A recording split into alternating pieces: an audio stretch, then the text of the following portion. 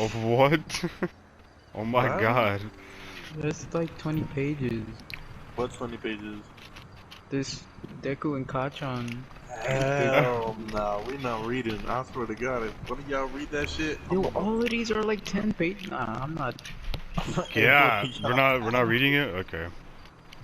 Maybe another time. Okay, well, let's do this. Let's do this. Send me a link. I'll be one of the voices. You be the other voice. Alright. Okay, wait. Which one I'm not. Which one you gonna be, Alan? I don't know. Which one do you think you could do pretty good? I think I could do. Okay, wait, hold I on. can do both pretty good, to be honest. I can be top Are or you bottom. sure? Are you Yeah, sure? nigga. I'm a switch. I'm a top or bottom switch, to be honest, nigga. Nigga, pick one. I can get fucked in the ass, so I can fucking. Oh no, I found one. I found one. Never mind. I found one. You found a short one? Alright, you know what? I'll be Deku. You be Kachan. Yeah, this nigga's gonna be so. I don't wanna imagine what this voice is gonna sound. That's dead. What? So I should be Kachan then? Yo, watch it be so high pitched. Like, I can't on. What? You want me to be Kachan then? I think it'd be funnier if Alan was Deku actually. Are you serious? It really would. Yeah, I feel like it'd be more. Yo, this looks so out of place. Just dropped it randomly posting this shit. Alright, I'll be Kachan then. I think it'd be way funny. Katsuki Bakugo, also known as Kachan, blonde, red eyes, 6 feet tall. Lurks around dark areas. Wait, did you send me it? Alright. No, yeah, it's on the group. Yeah. Alright, so I'll be Kachan, you be Deku, Alan. And then Jonathan will read out like the normal lines. The narrator? Yeah, narrator. Okay. Wait, so I'm Bakugo? No, you're Deku. Oh, okay. To be honest, wait, but before we start, Alan, I think it'd be funny if just do normal voices. We don't gotta pitch our voices. Okay, sure. I feel like to be weird as fuck. With Shoto Todoroki was his favorite thing to do.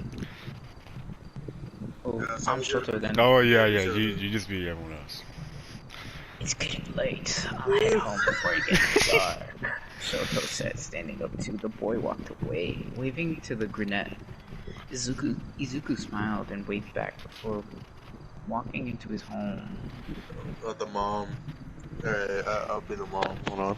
Alright. Shoto's gone! Inko Midoriya asked as she put away the last of the dishes. Yeah, he didn't stay long. I don't blame him, especially with that Kachan vampire roaming around, the woman exclaimed.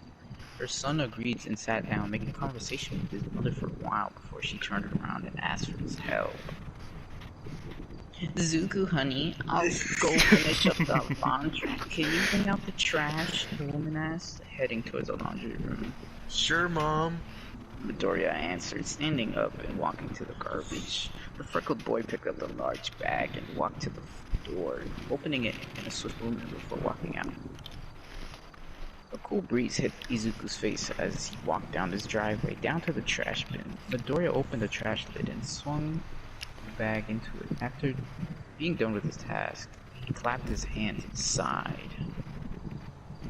I think this is me.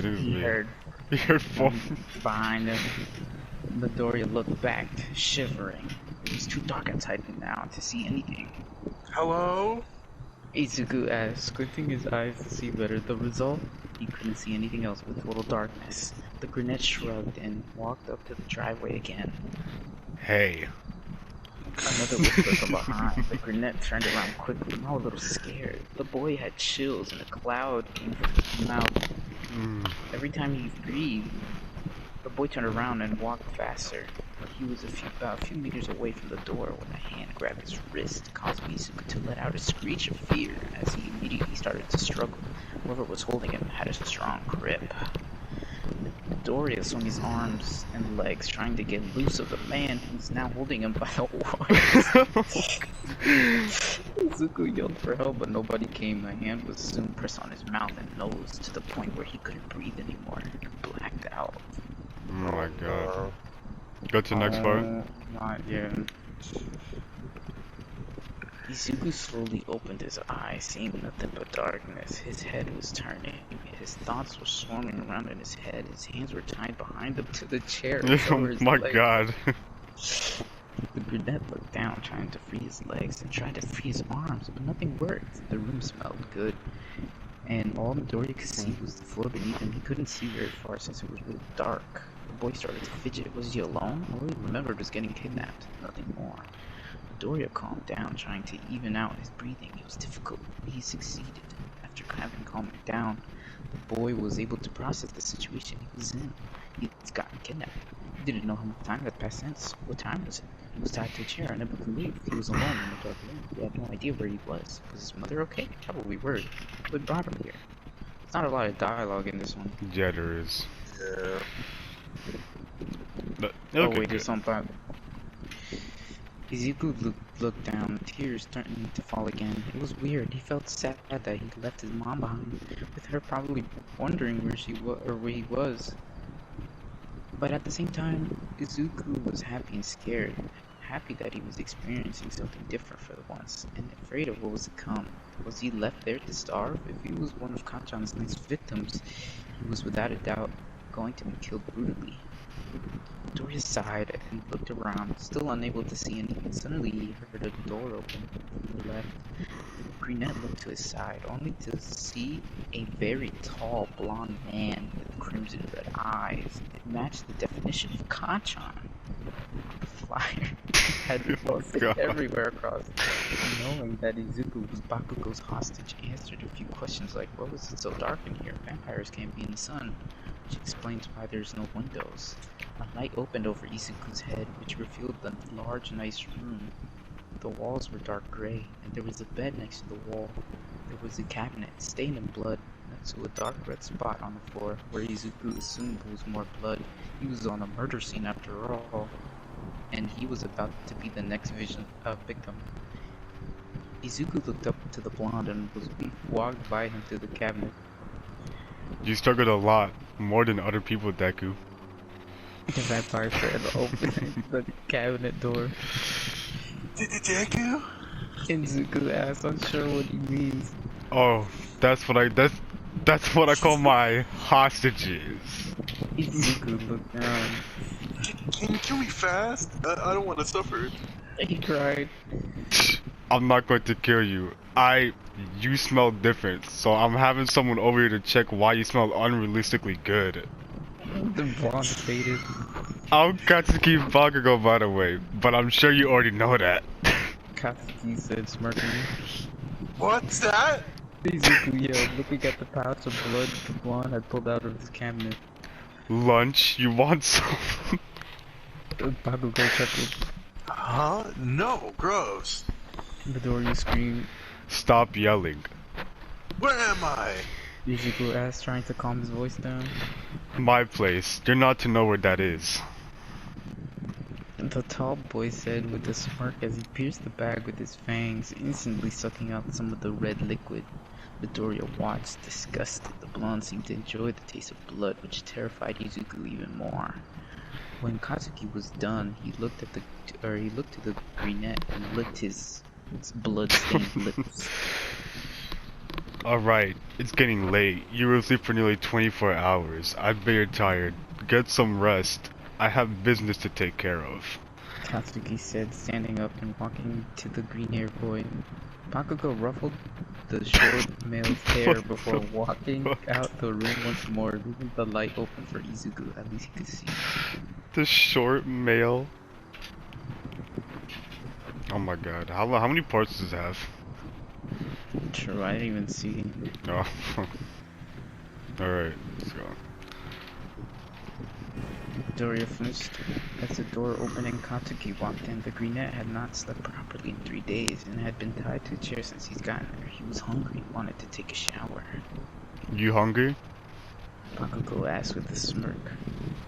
I already told you, I'm not going to drink blood. I'm not an animal. Midoriya grunted. The small boy was terrified of the famous vampire that everyone called Kacchan. Alright, you'll start then. I'm telling you, it might look gross, but it fills you up real good. Katsuki snickered. Izuku looked away, unable to watch the vampire suck on the newest blood pouch. The boy sighed and looked down, completely disgusted at what he was about to say. Can I try? He whispered. Bakugo took the blood pouch away from his mouth with a smirk, wiping away some blood on his lips. Alright. And the blonde cheered. I'm only doing this because I'm starving. Izuku cried as Katsuki approached them with another clear pouch of blood. The blonde cut off the edge of the bag, leaving a small opening for Izuku to drink. Here. The vampire held the pouch to the shorter male's lips, waiting for him to start drinking. Izuku let a tear roll down his cheek before starting to suck on the edge of the pouch. A metal-like taste filled his mouth. It wasn't unpleasant, but it wasn't great either. The green-haired boy turned his head away when he was done, and Katsuki walked away, drinking whatever blood Midoriya had left inside the pouch. Izuku stuck his tongue out, unable to believe he had just drunk human blood. Someone else's blood. It disgusted him. The brunette looked down. He wasn't as hungry as anymore. Katsuki was right. So, some of my friends are coming over today. You wanna hang out with us? I mean, you are half vampire after all. Katsuki asked, sitting on the bed. Midoriya sighed. Earlier that week, Katsuki had the chief of vampires to come and check him out, since Bakugo thought Izuku smelled different. The man had concluded that Izuku was a half-vampire. Izuku didn't believe it, since there was no way he was originated by vampires at all. His family has never even encountered one before. I'm not a half vampire, I told you. Izuku argued on the verge of tears. Oi, stop whining. Bakugo grumbled. The blonde male stood up and walked to the boy, wiping away his tears. If you say you're not a half vampire, then I believe you, I guess. He grumbled. Izuku sniffled. Why are you so nice to me? And why haven't you killed me already? Are you gonna torture me until I die? Tied up to this chair? Midoriya yelled. The blonde sighed, slicing the ropes with his long, sharp nails. You're free. Midoriya immediately pulled his hands to his face, then untied the ropes around his feet, walking around and stretching his limbs. It felt so good. Suddenly, there was a knock on the door. As of the room, Midoriya looked at Bakugo as he walked toward the entrance. My friends are here. I'm warning you. They're very touchy. Oh my god, I'm not gonna... I think this is where it starts getting real gay. This is the part. Bakugo sighed as he walked into the building where he lived. He had just arrived from hunting, and he was feeling pretty full since he and his friends had killed Benny tonight. The blonde vampire sat down in a chair, throwing his head back and letting out a deep breath. Noises were coming from the bedroom, which was normal since there's where Izuku Midoriya spent his days. But the noises were weird, sloppy noises, as if somebody was playing with Bakugo's blood pouches he had hidden in a cabinet. The blonde stood up quickly and ran to the room. I swear, Deku, if you're drinking my... Bakugo yelled, running into the room. What he saw wasn't what he predicted or what he expected. Izuku wasn't drinking his blood reservations. He was sitting on the floor, his eyes glowing red with the person's body lying in front of him. Katsuki looked up to the brunette, who instantly wiped away the blood from his mouth and scooted away, his eyes returning to their emerald green color. Izuku soon started to cry, probably ashamed of what he'd done.